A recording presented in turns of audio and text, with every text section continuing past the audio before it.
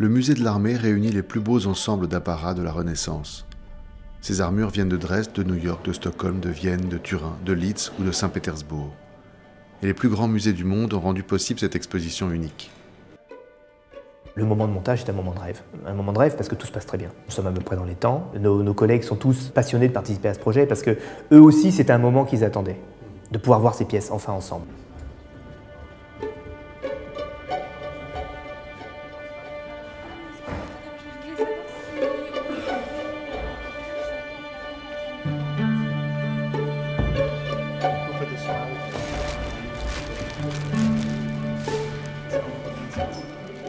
Les armures arrivent dans des caisses impressionnantes, parfois en pièces détachées, parfois assemblées.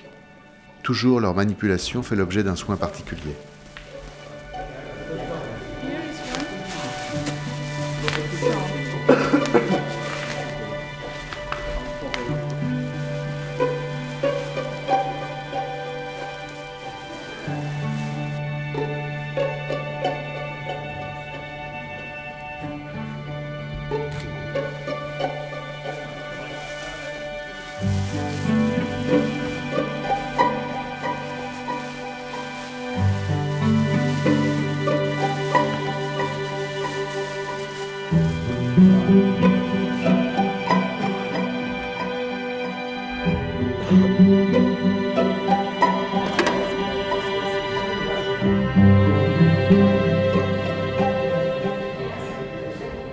Chronologiquement, de toute façon, il faut qu'on mette Marseille à la victoire. Donc, si on fait le parcours dans 3 cas, Marseille à la victoire.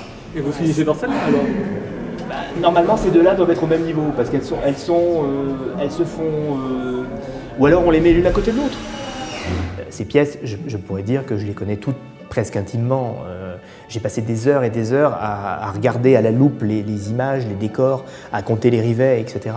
Et c'est toujours quand même une émotion extraordinaire de les voir sortir. Sortir de leur papier bulle, sortir de leurs emballages, de leur papier de soie, et on dit « Oh !»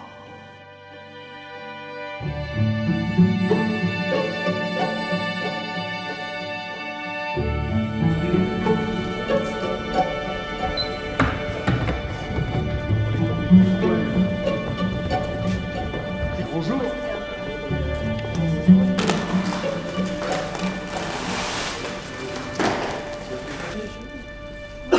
Ça me va, oui, très bien. On fait des constats d'état, en fait, on vérifie toutes les petites altérations anciennes, et puis pour avoir aussi des coins, certaines fragilités qu'on surveillera plus particulièrement dans l'exposition pour vérifier que l'œuvre ne bouge pas, en fait. C'est un peu notre principe, c'est que l'œuvre ne bouge jamais. 25-7, le début là? Ouais. Si tu veux prendre vers toi celui-là. Nous avons eu la chance de pouvoir bénéficier d'un prêt extrêmement généreux de la Staatliche Graphische Sammlung à Munich, qui a un fonds de dessin français correspondant à ce qui est sans doute le fonds d'un ou de plusieurs ateliers, et qui nous donne des témoignages sur la conception de ces décors pour à peu près toutes les armures qui sont exposées ici. Donc nous avons vraiment, pour la première fois, c'est un peu une nouveauté, la possibilité de comparer les dessins faits pour la conception de ces décors et les armures abouties elles-mêmes.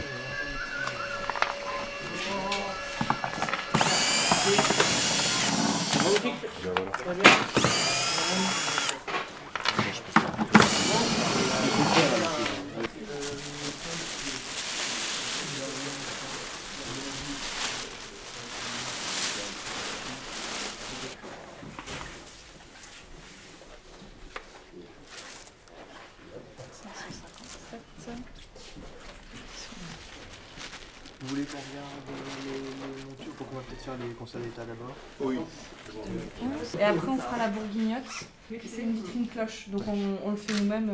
Ils ont prévu le... L'alarme? Oui. Oui, je vais les appeler. De toute manière, nous, les troncs, les bons. Celui-là, il va à l'entrée de la salle, entre les deux autres. Ouais.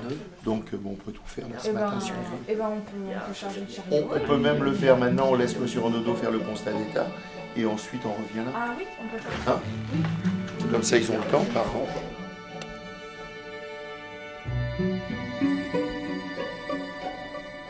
Grâce à cette exposition exceptionnelle, ces pièces entre art de la guerre et chefs-d'œuvre artistiques montre une relation unique tissée tout au long de la Renaissance entre pouvoir politique, puissance militaire et rayonnement culturel.